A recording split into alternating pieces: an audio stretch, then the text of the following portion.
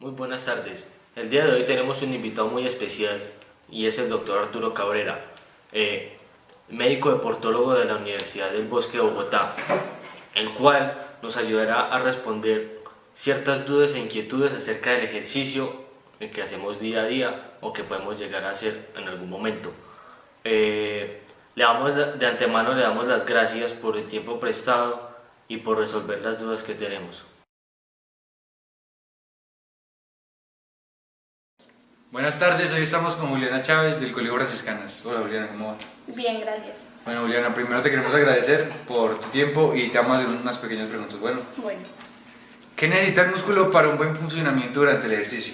Yo creo que necesita una buena alimentación, hacer buenos los movimientos o así no se puede estar presionando. ¿Cuál es la hora ideal para hacer ejercicio? Yo creo que la hora ideal es por la mañana, ya que uno se levanta con toda la energía y tiene una buena alimentación, ya que es el desayuno. ¿Qué efectos tiene la altura en el momento de hacer ejercicio? Yo creo que los efectos que tiene es que cansa más el cuerpo, ya que el oxígeno es más escaso. Y por último, ¿cuál es la importancia de ejercitarse y tener una vida saludable? La importancia es que uno puede tener una vida más duradera, más sana. Y te hago una pregunta así, ¿tú te ejercitas o no? Sí, ¿Y te gusta, no? sí, me gusta mucho. ¿Y si sientes que tu cuerpo es mejor o no? Sí, me hace sentir más viva, puedo liberar toda mi ira. Ah, muy bien. Gracias Juliana por tu tiempo. Muy bien, a ustedes. Muy buenas tardes. Hoy nos encontramos con el doctor Arturo Cabrera, deportólogo de la Universidad del Bosque de Bogotá. Muy buenas, doctor Arturo. ¿Cómo se encuentra el día de hoy? Bien, muchísimas gracias. Para empezar, queremos darle las gracias por su tiempo y por atendernos el día de hoy. No, es con todo gusto. Le haremos unas breves preguntas que corresponden más que todo al tema del ejercicio, ya que este es su fuerte. Entonces, comencemos con unas preguntas personales, como ¿usted dónde empezó a estudiar? La universidad, ¿dónde la hizo? Yo soy médico de la Universidad del Valle, en Cali. ¿Y la especialización? La especialización la hice en la Universidad del Bosque, en Bogotá. ¿Por qué? ¿Por qué siguió esta especialización? ¿Por qué esta específicamente? Ya, bueno, combinaba dos cosas que a mí me gustan mucho en cuanto a hobbies y a conocimiento en ciencia. Uno es la fisiología, que es una de las cosas que más me gusta, y el otro son los deportes. Entonces, la medicina del deporte carga mucho de fisiología y esa fisiología aplicada al ejercicio. Y entonces, esa fue la razón por la que decidí hacerlo.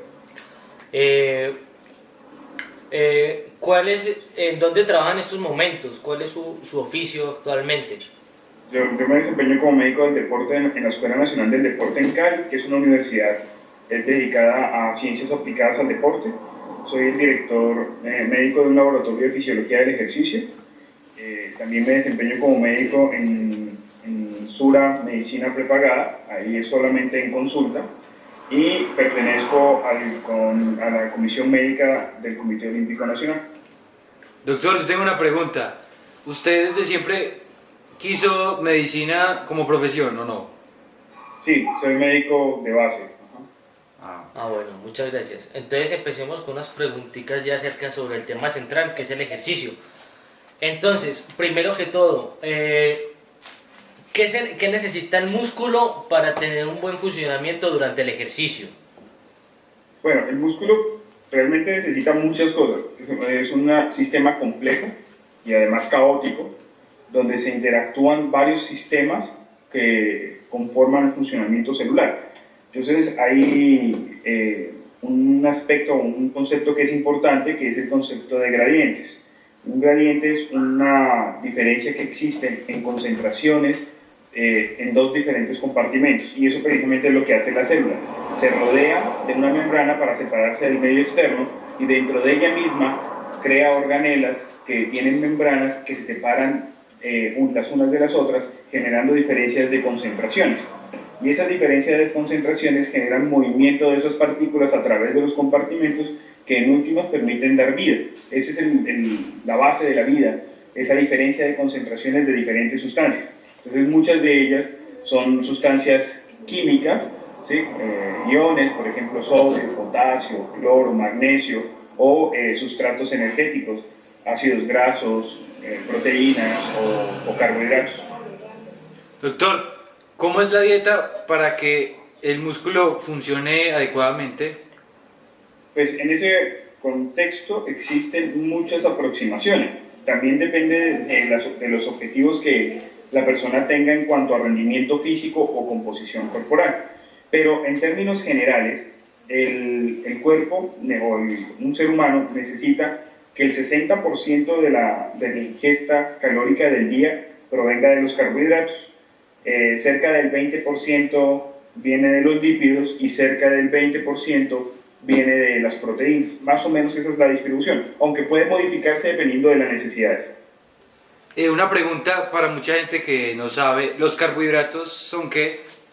Los carbohidratos son unas estructuras a base de carbono, bueno, todas ellas son a base de carbono, de hecho la vida está a base de carbono, pero el carbohidrato es una hexosa, una estructura de 6 carbonos, y esa estructura de 6 carbonos contiene una energía guardada en sus enlaces de hidrógeno. Al romper esos enlaces se produce una descarga o una liberación de energía que en últimas es aprovechada por la célula para la producción de una cosa que se llama ATP, que es adenosintrifosfato. Y el adenosintrifosfato, esa molécula pequeñita, finalmente es la que aporta la energía para que la célula funcione. O sea, para mantener esos gradientes usted necesita de energía, y esa energía viene del ATP, que finalmente es producto o se genera por la liberación de energía, ya sea del carbohidrato, ya sea de los lípidos, o sea de las proteínas. Otra pregunta, entonces los carbohidratos son necesarios, pero ¿uno se puede exceder en carbohidratos o los tiene que tener bajitos? Como le digo, la proporción varía dependiendo de las necesidades, pero el carbohidrato ha sido visto como un enemigo de la salud. O sea, si usted se engordó es porque comió carbohidratos, que si usted se enferma es por los carbohidratos. Y eso no es del todo cierto, depende de las características de consumo. O sea, si usted consume carbohidratos simples, que son básicamente los que vienen en los productos procesados, como gaseosas, bebidas endulzadas, cualquiera que sea, mecato, el dulce, el bombombón, la paleta, pues ese carbohidrato realmente no es muy bueno.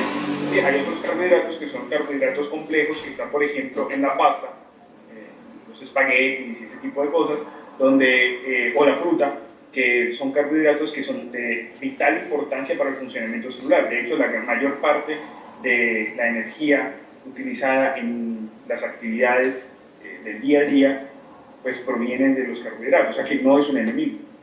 Habría que saberlo consumir, pero no es un enemigo. Listo. Otra pregunta, ¿qué pasaría si se tiene una mala alimentación a la hora de hacer ejercicio? No, lo que pasa es que para poder uno moverse, cualquiera que sea la tarea motriz que requiera en esa actividad, correr, saltar, correr distancias cortas, correr distancias largas, nadar, patear un balón, batearlo, requieren de una fuente de energía, o sea, requiere de producción de energía. La producción de energía, como se los dije al principio, viene básicamente de tres sustratos energéticos: los carbohidratos, los lípidos y las proteínas. Si usted no tiene adecuadas fuentes de energía o de sustratos energéticos, pues no tendrá cómo sacar energía para ese movimiento.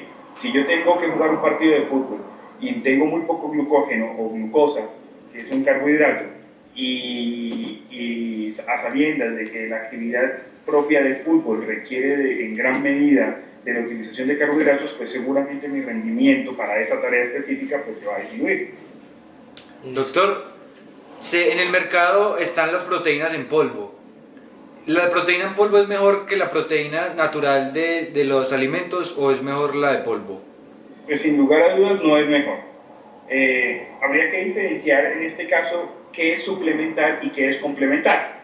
Son dos cosas diferentes. Cuando uno busca ese tipo de ayudas, como proteínas en polvo o fuentes de energía como aminoácidos de cadena ramificada, lo que uno tiene que tener en cuenta es qué está buscando hacer. Una cosa es poner un suplemento y es de su aporte de energía diaria, del consumo energético diario, usted quiere adicionarle una carga, por ejemplo, proteica, en el caso de lo que usted me está preguntando, una carga proteica para mejorar su rendimiento, aumentar la masa muscular, o mejorar la fuerza.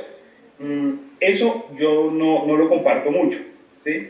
En tanto, a complementar es un concepto completamente diferente. Y ahora se lo voy a explicar por qué. Una persona como Michael Phelps, que es el mejor nadador de la historia y de pronto el mejor deportista olímpico de la historia, es un sujeto que en un día de entrenamiento puede estar gastando entre 6.000 y 8.000 calorías. Una persona normalmente consume 2.500 para sus actividades básicas del día a día. Para poder consumir 8.000 calorías, Michael Phelps tendría que estar comiendo todo el día.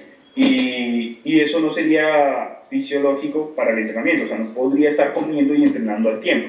Entonces, a un deportista de este nivel, lo que uno hace es complementar las necesidades energéticas. Entonces, el sujeto consume hasta 3.000 calorías, por poner un ejemplo, no estoy diciendo que eso sea exactamente lo que pase con él, por un ejemplo, consume hasta 3.000 calorías y el resto se lo pongo, por ejemplo, en esos suplementos como proteínas o aminoácidos o otras sustancias que podrían ayudar al rendimiento. Mucho cuidado con esas sustancias porque en el mercado existen un montón de opciones para comprar, casi ninguna de ellas con un aval científico y casi ninguna de ellas con aval de registro sanitario, como el nuestro, que es el registro INVIMA.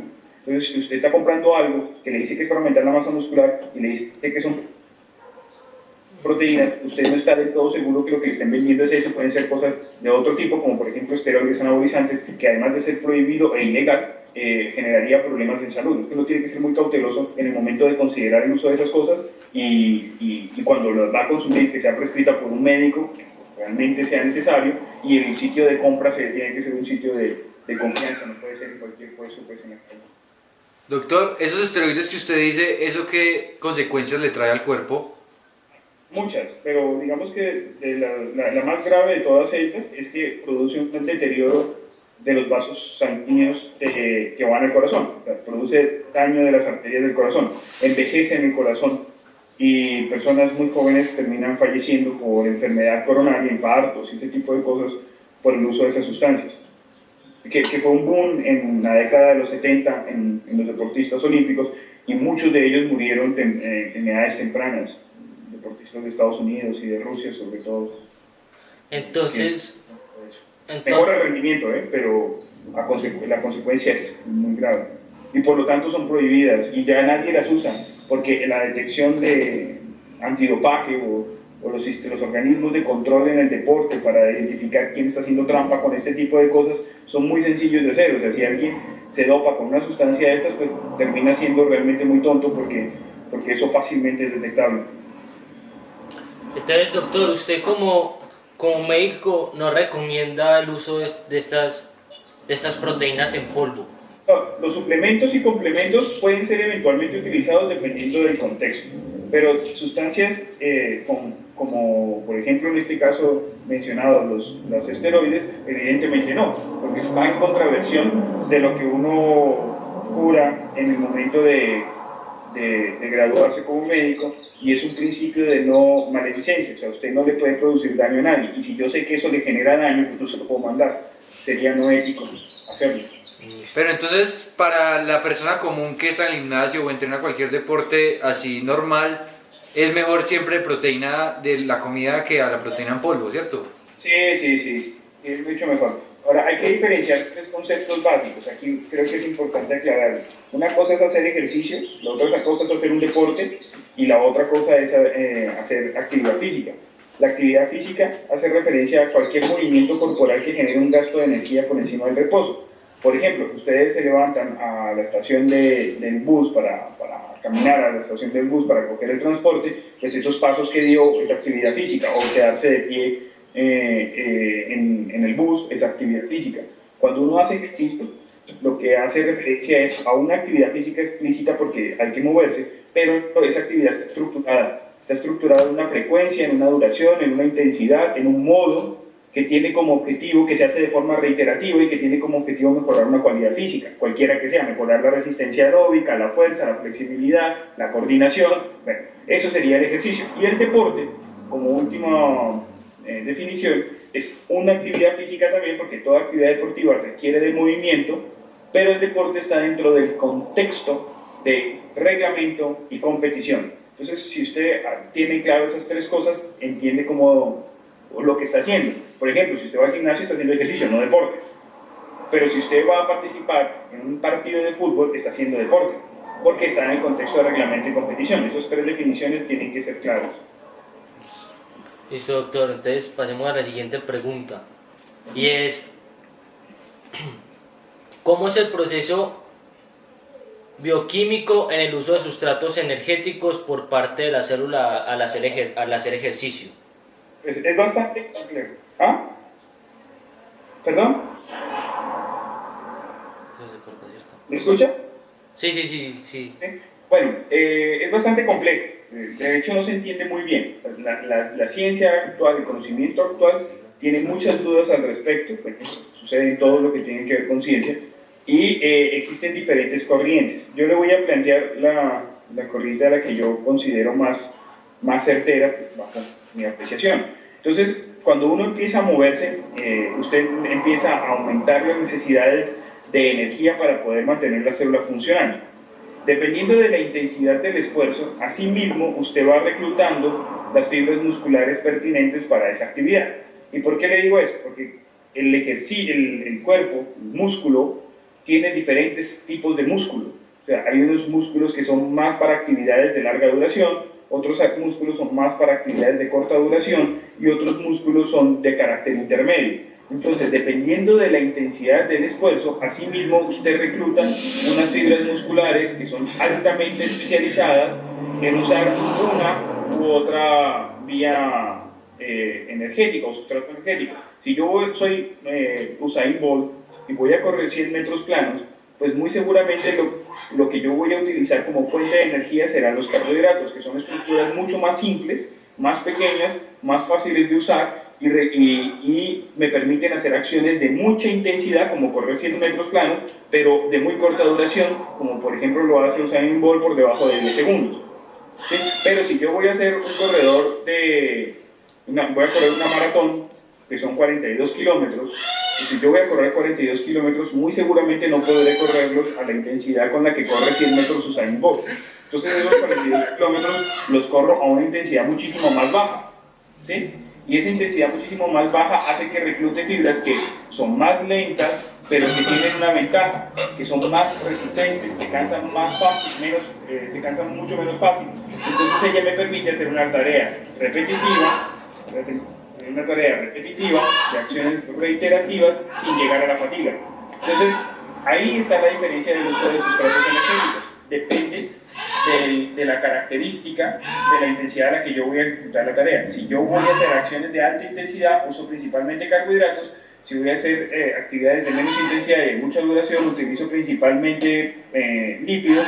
En cambio, las proteínas, como son estructuras muchísimo más complejas, que cuesta muchísimo degradar para poder sacar energía de ellas, pues nunca son la fuente más importante de producción de energía. Uno utiliza proteínas solamente en el momento en el que usted esté en un estado de inanición, o sea, que usted lleva mucho tiempo sin comer, mucho tiempo sin comer, y pues no tendría ni carbohidratos ni lípidos para poder utilizarlo. Entonces le toca, por obligación, utilizar proteínas, pero realmente eso no es lo que principalmente se usa.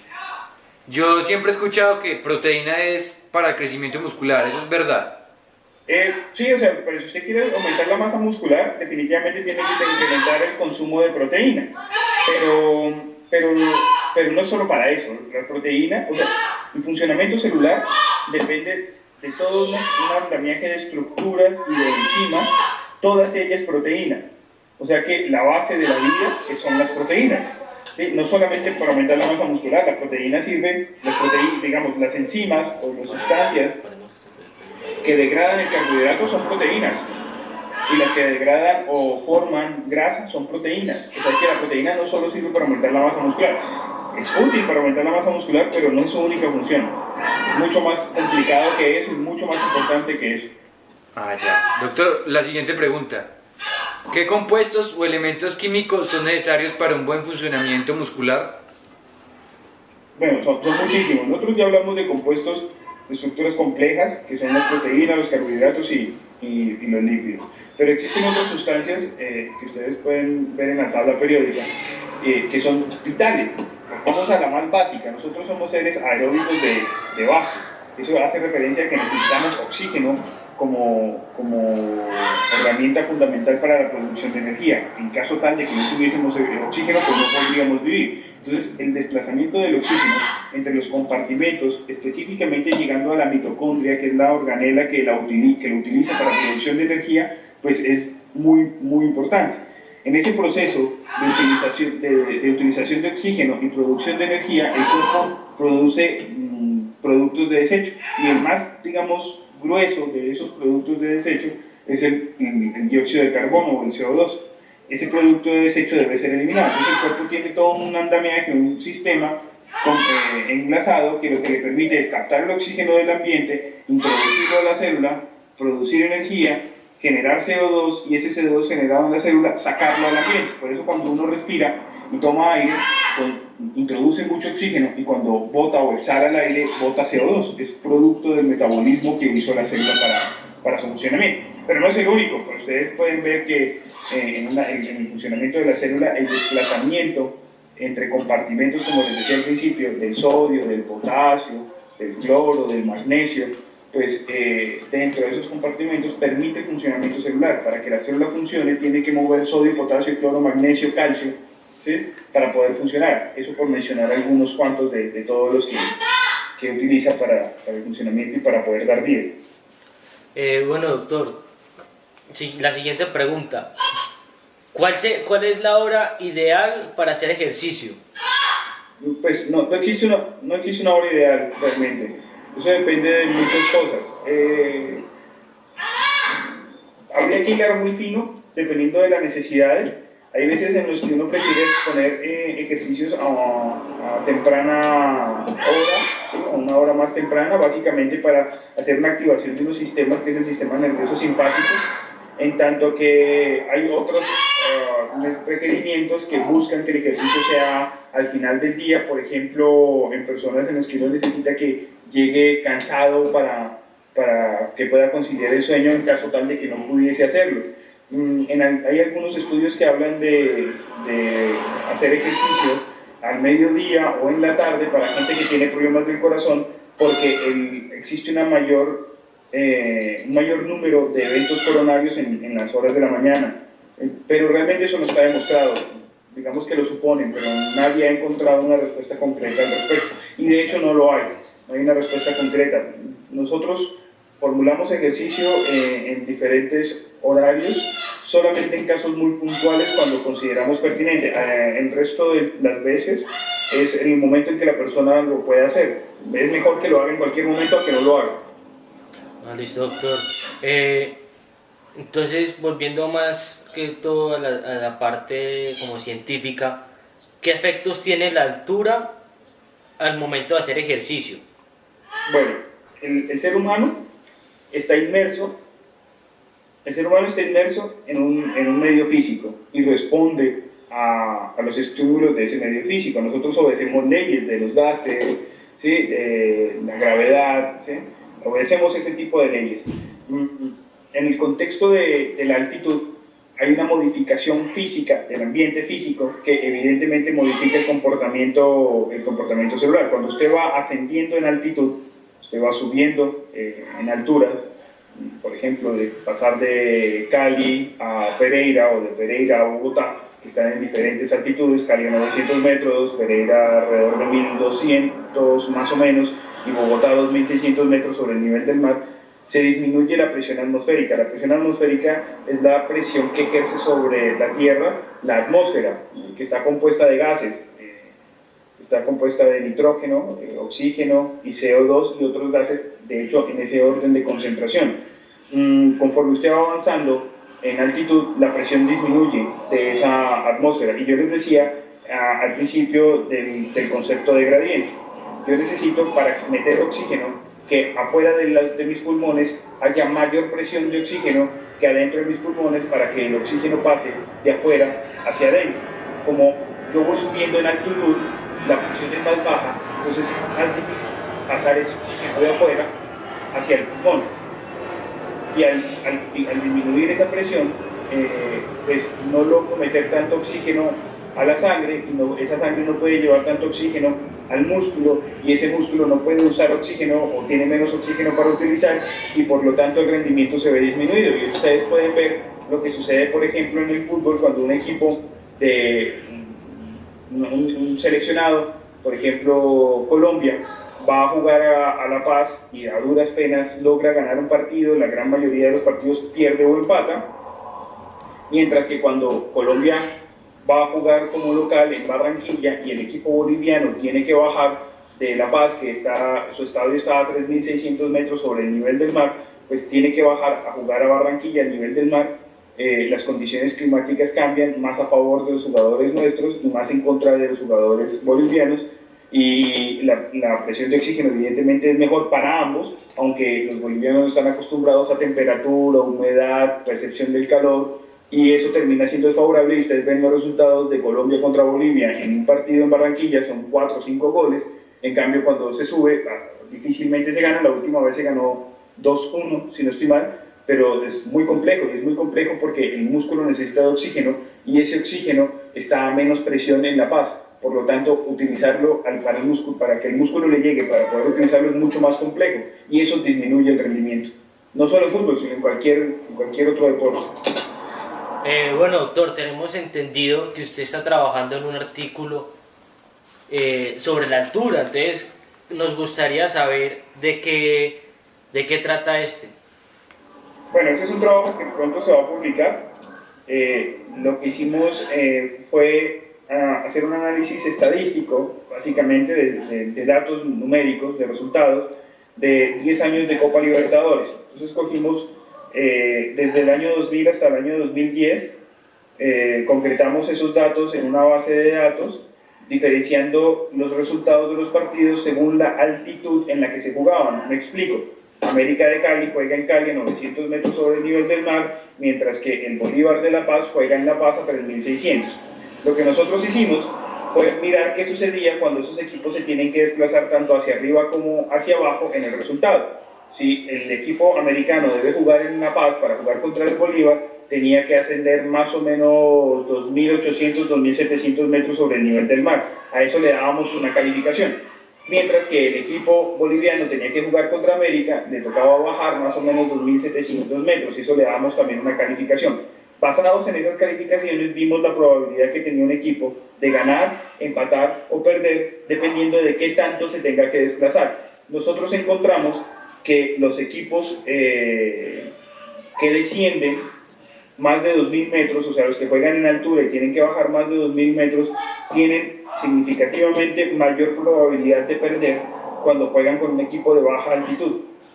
Al contrario sucede con los equipos que tienen que subir. Los que suben no tienen tanta desventaja, pareciera contradictorio con lo que le acabo de decir, pero no lo es tanto, porque en el fútbol no solamente depende de la presión de oxígeno, el fútbol depende de muchas otras variables, y si usted va a ver la nómina de un equipo como Atlético Nacional y va a ver la nómina de un equipo como el Bolívar de La Paz, pues se dará cuenta que el nivel de juego, el nivel de rendimiento o de calidad del equipo, pues del Nacional, es muy superior al nivel de rendimiento de sus jugadores del equipo de Bolivia. Y si bien es cierto, subir es una desventaja y disminuye o diezma el rendimiento de un equipo como Nacional, pues el otro equipo es tan malo que te resulta perdiendo. Entonces, el impacto que tiene en la altura, específicamente en el resultado, es mucho más relevante para el que desciende, lo que abre un interrogante. Siempre hemos estado preocupados de cómo contrarrestar ese impacto desfavorable que evidentemente se tiene cuando se tiene que subir, pero no hemos considerado qué tenemos que hacer con los jugadores y los equipos que deben descender. Eso no lo hemos considerado, no está estudiado, y habría que abrir una puerta, o ese estudio abre una puerta para poder considerar eso. porque tanto cuidado lo tenemos que tener al equipo que tiene que subir a unas condiciones climáticas, atmosféricas, de menor presión de oxígeno en la altura, pero también tendríamos que ponerle cuidado al pobre equipo que tiene que descender y que va a tener que jugar a una temperatura y una humedad diferente y a una resistencia del viento diferente, y eso cambia todas las condiciones del juego, y habría que buscar estrategias para disminuir el impacto.